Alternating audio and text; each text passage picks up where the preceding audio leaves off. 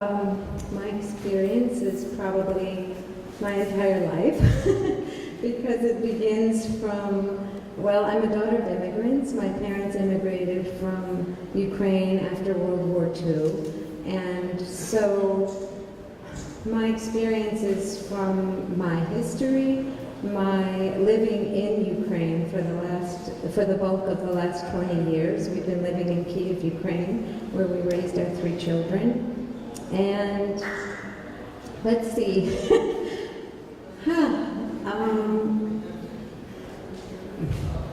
it's a rather long and cumbersome history, but I suppose when you step into my gallery around the corner, you'll read a little bit about the past, about my grandma, the inspiration that I've received from my grandmother. And of course, Ukraine has just been a part of my life and my heart since I was born. I was raised with the Ukrainian spirit and language and culture. And so when I moved over there, it was a whole other experience to experience Ukraine as it is today, not just from the narrative of my parents, how they experienced Ukraine as children. And Ukraine is very dynamic. It's been struggling for freedom and democracy for centuries. And as we were living there, there have been 2 revolutions in 2004 and 2017. And still today, there's a war going on in eastern Ukraine. And so I think you will see that these experiences of living in Ukraine, how much they influence my work. And yeah, I don't want to go too long. Can you talk about your... So I think therein lies a similarity for us in our work with the collage. I also feel very similar in terms of operating intuitively and collage lending itself to doing that. When the revolution of 2017 broke out, I basically, the newspapers and magazines and any journal articles, they were, of course, everywhere. And so I quickly gathered them together without thinking and began collaging these portraits of females, which for me are a metaphor for Ukraine.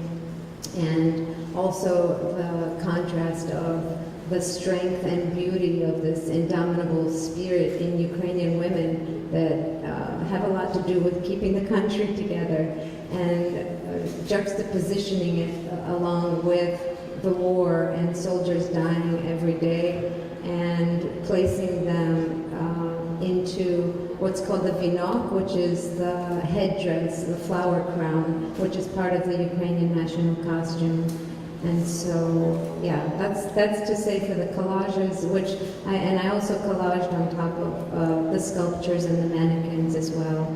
And of course, the process for the video is where I interviewed 40 Ukrainians just in the last 2 months, and they are from all walks of life and all parts of Ukraine, from diplomats to veterans to musicians, artists, and the basic question of the video was, how does the war influence your life today?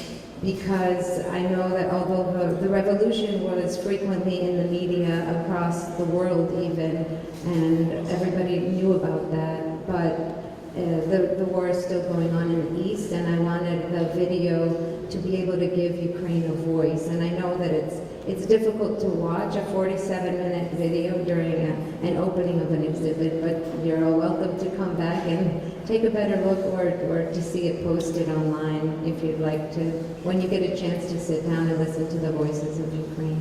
Thank you. So what she said.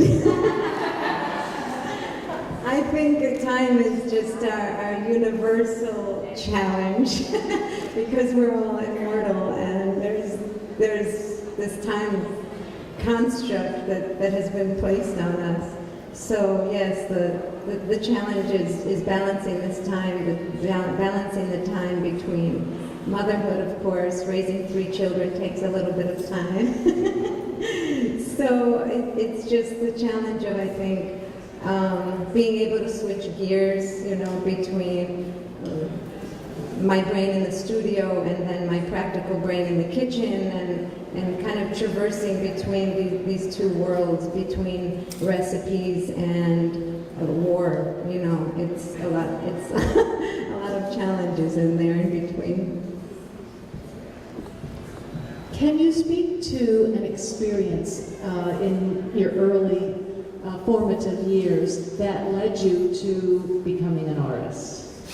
I think just living kind of this dual life between my Ukrainian life and my American life, and I think the inspiration began when my grandmother died and my mother got word of it, because she hadn't seen her mother from when she was 9 or 10 years old, and I think that just remained in my soul and became sort of this powerful impetus for the rest of my creativity thus far.